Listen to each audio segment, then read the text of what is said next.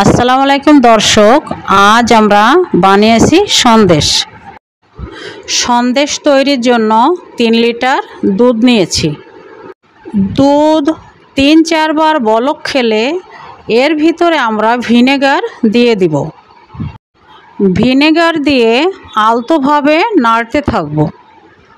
এই যে দেখতে পাচ্ছেন 3-4 মিনিট নেড়ে নেওয়ার পরে দুধ থেকে ছানা বেরিয়ে আসছে।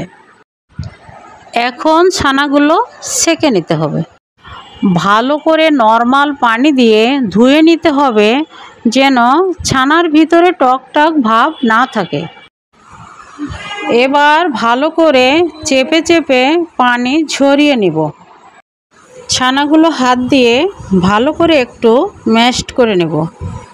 এবার একটি পাত্রে 1/2 কাপ দুধ দিয়ে তার ভিতরে চিনি এবং একটু এলাচের গুঁড়া দিয়ে জাল করব। কনডেন্স মিল্কের মতো আঠালো হয়ে আসলে ছানাগুলো এর ভিতরে দিয়ে দিব। তারপর ভালো করে মিশিয়ে নেব। এমন শুকিয়ে আসলে একটি পাত্রে নামিয়ে নেব এবং ঠান্ডা হওয়ার জন্য অপেক্ষা করব। ঠান্ডা হয়ে গেলে স্কোয়ার শেপে কেটে নেব।